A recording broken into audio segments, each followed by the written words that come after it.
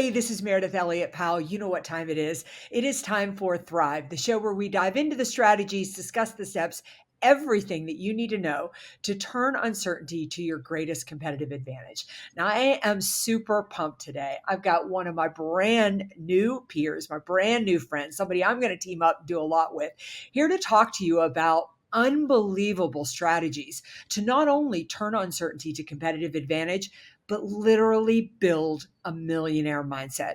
Johnny Whimbrey has an unbelievable story and an unbelievable set of strategies and ideas for you. I don't want to waste another minute talking about anything else but Johnny Whimbrey. Now, I got to tell you that I was lucky enough to sit next to Johnny while we were sitting there listening to the incredible Les Brown do his stuff. And Johnny, I don't know if you remember, you said to me, God, he is about the best, right? Absolutely, absolutely. I've seen him around the world, and no one can rip it up like Mr. Les Brown.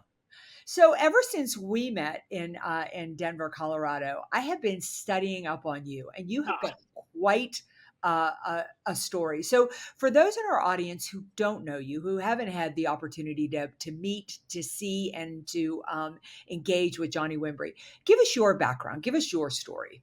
Absolutely. Thank you, Meredith. First of all, thank you for having me on the show. It's an extreme honor and a pleasure. It's an extreme honor to sit next to you and just watch the legend go live and just to see and feel, our chemistry just automatically connect off the Clip bat. like that. Yeah, absolutely. Strategies to turn uncertainty into competitive advantage. That is my life. Like that literal title is my life. My first book, which is called From the Hood to Doing Good. I wrote this book when I was 22 years old. I'm 49 now. And when I wrote this book, the subtitle of the book is actually the title. It's From Adversity to Prosperity Through the Choices You Make. And it is those competitive disadvantages that you turn into competitive advantages. I'd like to say that, where I come from doesn't have to dictate where I'm going. I'm a champion of never allowing your past to determine your future. And someone else's opinion doesn't have to become your reality. My earliest memory of life was living in a battered women's shelter. So that was my introduction of me. You know how they say that the first impression is the lasting impression. So if the first impression is the lasting impression, I remember the very first time I saw you live and in person. We were backstage, and that first impression when I saw you, I was like, this is somebody I need to know. Her energy, and I just watched you and I analyzed how you work the room and how you just show love to everyone. And that meant a lot to me. But that was my first impression. They say that, over 100 opinions are formulated in someone's first impression when you walk in the room, the way you carry yourself. So if that has that much power, how much more powerful would be the first impression of life? My first impression of life, the first thing I knew about me was I was in a homeless shelter. And then I later would find out because my father was an abusive alcoholic. So my mother left Fort Worth, Texas to San Jose, California, and the government put us up for protection. So I made a lot of bad decisions. I participated in the streets, had a felony arrest as a teenager, a lot of bad decisions. And, when I turned my life around, was at my homeboy's funeral who was murdered when I was in high school. And I gave my gun to the preacher because the mother stood in front of the casket and said, I forgive the young man who killed my son. And you talk about competitive advantage, those words that she said, for some reason, I was listening as a teenager and I said to myself, well, I don't love him like that. So I asked the preacher to meet me outside. I gave him my gun. I walked away from a lifestyle. And, since then, I've got the key to the city of Fort Worth, the same city that locked me up now gave me I'm a five-time number one best-selling author of the book, Building a Millionaire Mindset. So I'm saying all that to say this. When you talk about uncertainty and you turning it into a competitive advantage, I'm the heartbeat. I am the walking, talking billboard of what you just said. I sit before you now, multiple billions in revenue in over 100 countries around the world, raising up leaders, coaching people. I've coached over 40 people to 7 figures, hundreds of people to 6 figures. And I'm not saying that like Tony Robbins says, it's not to impress you, it's more to impress upon you. My past said I'm supposed to be an abusive alcoholic. My past says that I'm supposed to be, in prison like a lot of my friends, or in jail like my brother did 30 years in prison. my past. Everything that has been studied about me, that's where I'm supposed to be, which leads me back to the first point. My past will not determine my future. So let me ask you this. I really want to break this down because I listened to a story like that, and I'm fascinated by it. I mean, everybody's level of adversity is different in extremity, but people get stuck the same way. They get so stuck in the adversity. I like to say my personal story is I was so focused on what was holding me back, I couldn't find my path forward. But you went through that so easily. And I want to take you back to the day you handed the preacher the gun. Yeah. Now, you decided to change, but everybody around you, I'm sure, was remaining the same. Wow. And there had to be, I kind of call them the jaws. You're trying to climb up out of the sewer, but people grab onto your legs and try to pull you back down. What are some of the steps that you took not to go back to your comfort zone? It's funny you say that because two of my homeboys who were sitting right next to me just got out of prison in the last 5 years. So you're talking Wow. about Yeah. 1993 to just in the last 5 years. Every one of my homeboys, and I'm doing my best not to exaggerate, every one of them that were with me at that location would end up going to prison or Yeah. jail. And the difference is I just made a decision not to be better than anybody else, but just a new version, a new better for me. When I was in the streets and I was participating in the streets, I wasn't doing it to be popular. I was doing it to get out. As a matter of fact, I was kind of ashamed. So that level of consciousness was there. I want you to imagine this Fresh Prince of Bel-Air type kid, like this kid Yeah. that's a class clown, like just, my mouth would get me in so much trouble, but would also, create an atmosphere where, I could command a crowd for 30 minutes, in a cafeteria, just going nuts and wilding out and just being crazy. So I wasn't a weak person. I Yeah. wasn't. And I tell people, if I'm going to use my, the slang of where I'm from is, I wasn't a chump in the streets. I wasn't weak. I wasn't a pushover. So why would I change my life and be weak? So the weakness of worrying about what other people would think about me never crossed my mind. Wow. And it's not because I'm better. It's almost like a superpower. And that's why I titled my book Mindset, Building a Millionaire Mindset. It has nothing to do with with making $1 million. It has everything to do with what it takes to be a self-generated first generation millionaire. There is a mindset, there's a breakthrough mindset that has to happen. So, Meredith, I made a decision just to participate in my own rescue. I started to surround myself, and this is very key, very key. I began to surround myself around the thinking that outthinks me. There's a whole chapter in my book about it, is because, Les Brown says, you don't know what you don't know.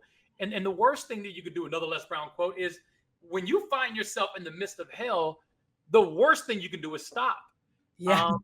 Good point. I refuse to stop. I just refused to not. I had to keep going. That's why he's calling passing through, going through. You pass through. You're not supposed to stop. I searched for years to a name for my business. I ended up calling it Motion First. And when people ask me about it, it's because I believe things happen through motion. Like you keep going and you'll find the path. So, all right. So I want to ask you, so you make that decision, you find the preacher, you hand over your gun. Yeah. You're still in the hood. You're still where you are. What are the steps that you took? As you look back on it now, I'm sure it was to some degree just humbling because you didn't know what you were doing. But, if you had to go back and advise somebody who was going to take the path, what are the steps to create from the hood to good to the millionaire mindset? What do you do? It's really funny, Meredith, because I'm 49 years old and there's so many revelations I've had about me just in the past 4 years. Yeah. Like I was the guy up until about 4 years ago. I thought I was like everyone else. I was just moving in motion faster, making decisions faster. I thought anybody can get on stage and do what I did if they truly wanted to. And it's like walking up to, saying LeBron James, anybody can do what he does. Nah, I know now what I didn't know then, that that that that there was something activated in me that all I had to do was to participate. Um, so saying all that to help you understand, when I gave my gun to the preacher, I asked him to meet me outside. It was at the wake the night before the funeral, at the wake. Yeah. And I said, "Can you meet me outside?"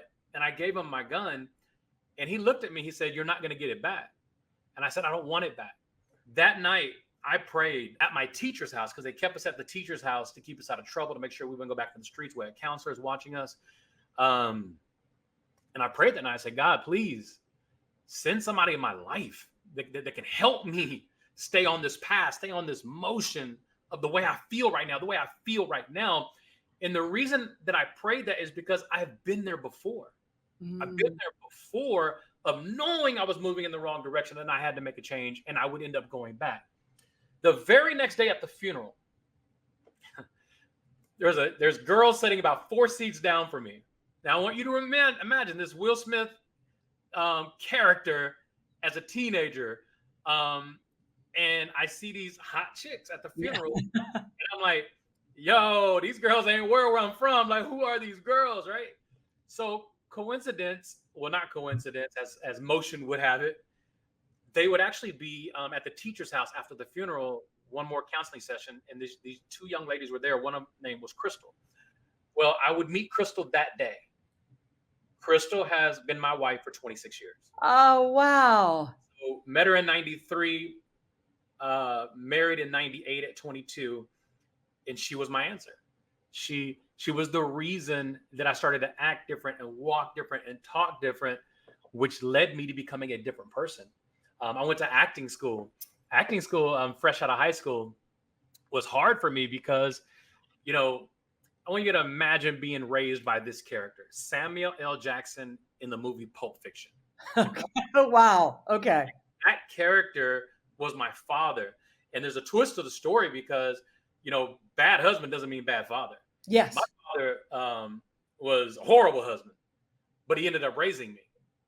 So I'm being raised by this super strong man that has the fear of God. I don't even know if that's the right word, but the look in his eyes. If you look at Samuel Jackson in that movie, I can relate to when he's reading that scripture. I can relate to having somebody talk to you with a gun in their hand. Like that was second nature for me. So being that guy, raised with that level of strength and that level of fear, has molded me and created me to who I am today. I had to break generational curses Sure. almost on a daily basis to get to where I am right now. And the reason I brought up acting school is because I had to learn how to articulate. I had to learn, how do I use this gift? Now I can mimic anybody. I can mimic every character Eddie Murphy has ever done. I can mimic Chevy Chase. Like I used to mimic these guys, Steve Martin. I would just mimic them and I would have their voice, but I didn't know how to do it with my voice for me. Mm. And finding my voice led me to the stage, led me to Les Brown, which has led Les Brown to say publicly on stage around the world that this is the next Les Brown. Like this is, and I love him for that, but there is no next Les Brown. Yeah. You've got to be your own person. Yeah. Had you ever prayed for an answer before that day? Had you ever prayed for somebody to be sent to you? I've always prayed for favor, even in the midst of doing things unfavorable. Yeah. And it's weird, I'd be in the streets praying for protection. And I've been chased down with street machine guns, and praying like, God, if you get me out of this. So having that conversation with God was kind of normal for me, but being obedient wasn't normal. Yeah. I'm such a believer that the crystals in our life are always there. Yeah. And they're always there. They're one touch away, but it's whether we're open to seeing it. I mean, I really believe that we, despite the obstacles and challenges in front of you, your path is there. It's whether you choose to see your path or not. I'm holding this up again because you're in my book right now. I call it frequencies. Like right now, I love that. We're live. There are people watching us around the world right now. They're going to rewatch this and watch it again and again and again. And while we're sitting in this room, while the individuals are sitting in the room that they're in right now, there are frequencies in that room. If I pull up an old school radio and I tune it to a certain station that tunes into the Dallas Fort Worth area, it's going to pull down that frequency. If I turn on my, television right now and I tune into, a local news station, it's going to pull that frequency. And what I talk about is this: those frequencies are already in the room.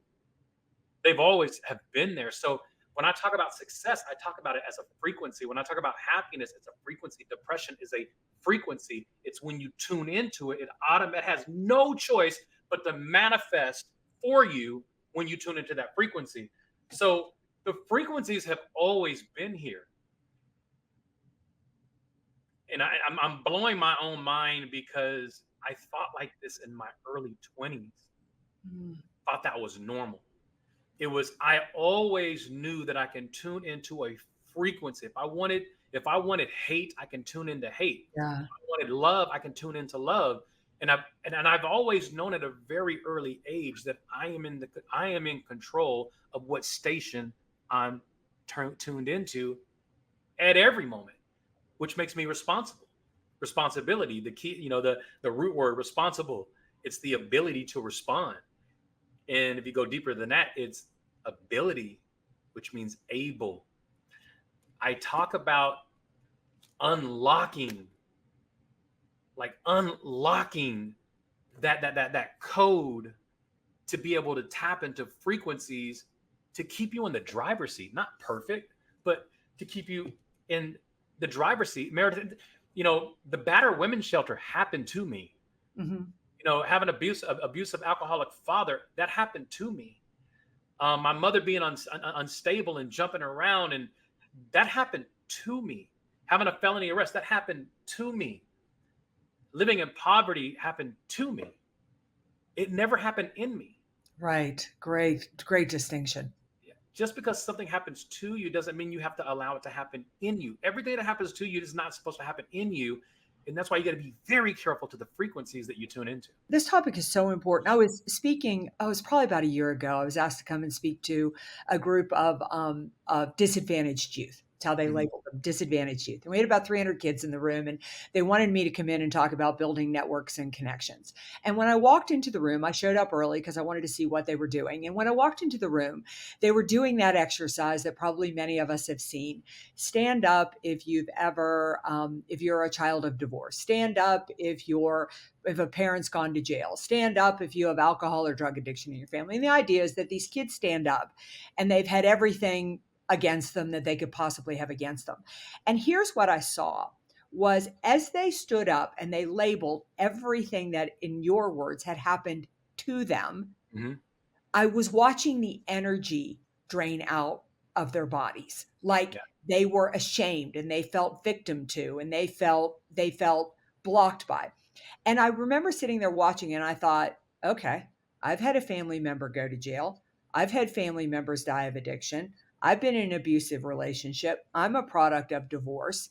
And I completely switched my talk to like the biggest mistake I made in my life was it took me till I was 36 years old to realize that those were things that were not my fault. And if I could leverage them, like most people couldn't survive what I had been through. And that actually made me special, not damaged. That's the way to put it. And where do we get these messages? Because I look at my life and like now I sort of think I'm a little bit of a badass because I'm not sure most people would have survived what I survived. Most of them didn't. Yeah. And so, but it took me years to make that shift in my mindset. And the same thing with you is there you are and your buddies around you. Like nobody wants a life where you're going in and out of jail. I don't believe that. Nobody wants a life where you're addicted to alcohol and drugs. Nobody wants a life where either they're the abuser or they're the abused. But where do we get the message that when something happens to us, it makes us less than? And where do we find the support or the strength or the idea to turn it around? This watch that I'm wearing right now, it went through abuse before it got to this level. It went through heartaches and reconstruction of a metal and breaking things down. And you can't appreciate something that's beautiful if you don't really understand what it went through to get to where it's at. So most things that we admire in life, diamonds, like there are things that we admire, precious things that we love, that we wouldn't have loved it in its raw form. It's what it's gone through. The level of abuse, the fire, the temperatures of the fire that it survived. So the only reason that someone would believe that they are the sum of what they were born into, and in my book, From the Hood to Doing Good, I actually start the book off talking about this. Most people are, programmed to believe that life is like a hand of cards, and whatever hand you have the day that you're born is the hand you have to play for the rest of your life. And that is a lie from the pits of hell. Deception would not be deception if it were obvious. So let me say that again. Deception wouldn't be deception if it were obvious. When we are deceived, we're normally the last people to know. It's, the outside world is looking at you saying, man, I see greatness in you. I talk about this in my book too, and it used to piss me off. And when teachers would say, you're a waste of talent. Like they would see something in me that I didn't see in myself. When I went through the Les Brown speaking course in my early 20s, his mentor, Mike Williams, was always in the room, and he was kind of like Simon Cowell. He was a hard head. So everybody was scared to get, his critique. I was hungry for his critique because I'm passing through. I'm not going to be a Les Brown junkie. I'm passing through. I'm here to learn so I can go do what you taught me to do. And I've done it around the world. But at that moment, I stood up after I spoke, and Les Brown doesn't say anything. He just says, Mike, tell me. And Mike is in the back of the room with several hundred people in the room. And he gets the microphone, he looks at Les, and he says, he has it. And I look back at Les, and Les says, wow, like he's never heard Mike say that about anybody. And I was upset. Oh, because you wanted, like, no, critique me. Yeah. Like I'm here for iron to sharpen iron. I want to be the best communicator, the best speaker. I want to impact more people on this planet than anybody else had. So I was upset. And it took me back to the moment when the teachers would tell me, you have it. And you don't even know it. When you don't know you have it, it can eat you up from the inside. Yeah. So a lot of these kids that, especially who are in uncertainty, who have disadvantages so much that they don't see their advantages within the midst of the fire, the pain that they're feeling is not just a pain of their reality, it's the pain of the absence of not understanding what their purpose is and who they are. And those are the individuals that have the power to shake the world. I look at disadvantages of people who think they're better than other people. If your parents raised you to believe that because of the color of your skin, male, female, whatever your religious beliefs are, that you're better than someone else, your disadvantage, I agree, is far greater than the disadvantage of someone who's living in poverty, because that person living in poverty can see up. You who think you're better than other people, you're looking down instead of looking up. And not realizing that that's probably one of the biggest fault that I see of leaders, is not understanding that you can learn and you can grow from everybody around you. The really exceptional leaders that I see are so open to advice, input, and feedback, and they don't care where it come from. They have like a blanket respect for individuals and ideas, and are so, I call it being confidently humble. You're so confident that you can make anything a success, but you're so humble that you don't believe that you have all the answers, or don't believe that you're better than somebody else. I love that, because normally when I go speak, especially if I'm in the islands, if I go speak in Barbados or St. Lucia or Jamaica and places like that, I always negotiate, and this is for free. You pay me to speak, you fly me out, no matter where it is in the world. I've done this all over the world: South Africa, Johannesburg, Zimbabwe, even Australia, even in Israel. I always ask, can I speak to the youth while I'm here? Mm. And I said, you guys organize it, set it up. I'll do it for free. This is me giving back while I'm there. And there's a hidden agenda, selfish agenda for me, is because that's where I learn the people. Mm. If I can talk to your kids, I'll know you. I'll know what you need. I'll know what you lack. I'll know where you're hurting, where you're suffering, where your hope is. And I spoke in Wine Dance, New York. Have you ever been to Wine Dance, New York? I have not. Okay. Wine Dance, New York is on Long Island. Time Magazine did a story on them in, I want to say 2004-ish. They did a story on them. They called them the absolute worst school district, most dangerous school district in the nation. So what happens when a publication of authority, a voice of authority, labels something? They begin to portray it even more. Sure. So they're bringing me in to dismantle this thing, Time Magazine strapped up on them. And so when I go in, I say, I want to speak to the teachers. I want to speak to the parents. I want to speak to the parents and the teachers. And then I want to speak to the youth. And I want to speak to the youth and the parents and the teachers. Here's why. If I come in and speak to the teachers, if I come in and speak to the leaders of the community, and I don't speak to the youth, and if I come in and speak to the youth, but I'm not speaking to the leaders, that means you're sitting at home at a dinner table. One of you are empowered. The other one is in the exact same mindset. Right.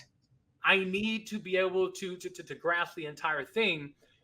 That's where change comes from. My good friend Gary Eby said that change is a door that can only be opened from the inside.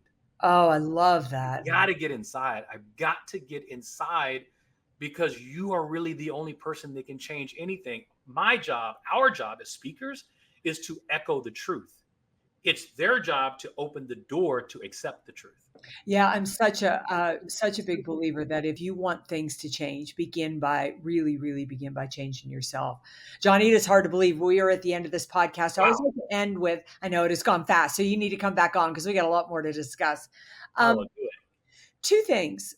Number one, tell people how they can get a hold of you, how they can get your books, follow you because you need to. The message is incredible. The other question is, as I look at the world that we're in today, and I see so much working against rather than with, so much competitive and desire for others to fail rather than looking to collaboration. And what is your biggest piece of advice for business owners, for leaders, for individuals out there about what they can really do to start to turn their own uncertainty and adversity into competitive advantage? First of all, at Whimbrey on all social media handles, at Whimbrey, my last name, coachjohnny.com. I'm literally right now on the hunt to find the mindsets that I can interview, particularly seven-figure mindsets, people who have been seven-figure earners or seven-figure producers, helping people understand how I participated at the highest level as a professional speaker without even becoming a famous professional speaker. How I've been able to make millions as a speaker, but also millions as an entrepreneur. That's something that I wanted to balance delicately, because I didn't want to have to depend on the source of speaking as an income. Yeah. I wanted to speak. So when I speak, I find business partners. Yes. Like everywhere I go, when I'm coaching someone, and I coach a lot of business, high profile business individuals and people who want to be, anybody at the bottom who wants to be at the top, and anybody at the top who wants to go higher.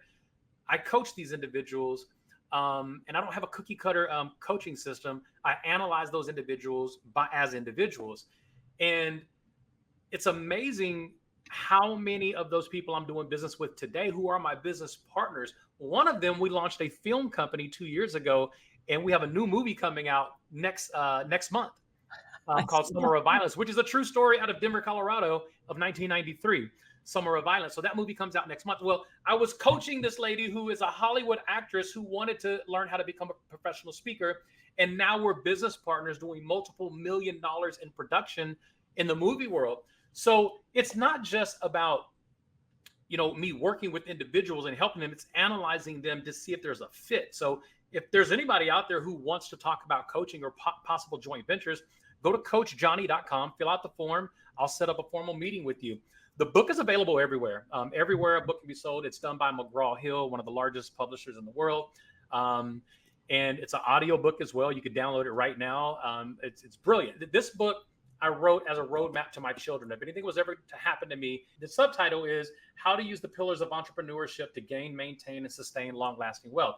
Well, we gained it, but now we got to sustain it and for long-lasting wealth. So I wrote a book to my children on the principles of how we got here. If there's somebody who's listening right now and you are in business and you don't have a fresh voice, something fresh in, and this goes for me too. When I meet somebody like you, Meridith, I need a fresh voice, someone who's going to, kind of just push me into a higher level of dimension. Remember, you got to surround yourself around the thinking that outthinks you. So if you are in business and you want, Tony Robbins said you got to, participate on your rescue. If you're at 6 figures a year, you want to be rescued into multiple 6 figures, go to coachjohnny.com.